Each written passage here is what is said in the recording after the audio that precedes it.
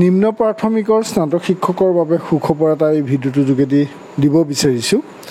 এতিয়াৰ পৰা নিম্ন প্ৰাথমিকৰ স্নাতক শিক্ষকে লাভ কৰিব 8,700 টকাকৈ গ্ৰেড পে। নিৰ্ধাৰিত গ্ৰেড পে আদায় দিয়াৰ নিৰ্দেশ দিছে গুৱাহাটী উচ্চ ন্যায়ালয়ে।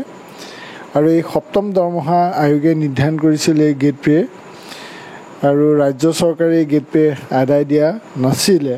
সেয়েহে শিক্ষকসকল দ্বাৰস্থ হৈছিল গুৱাহাটী উচ্চ ন্যায়ালয়ৰ।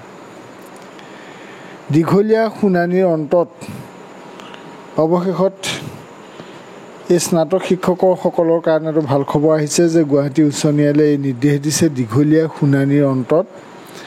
আৰু এই শুনানিৰ অন্তত যিটো উচ্চ ন্যায়ালয়ৰ নিৰ্দেশ, সেই মৰ্মে নিম্ন প্ৰাথমিকৰ যিসকল স্নাতক শিক্ষক আছে সেইসকলে এতিয়াৰ পৰা 8,700 টকাকৈ গ্ৰেড পে লাভ কৰিব।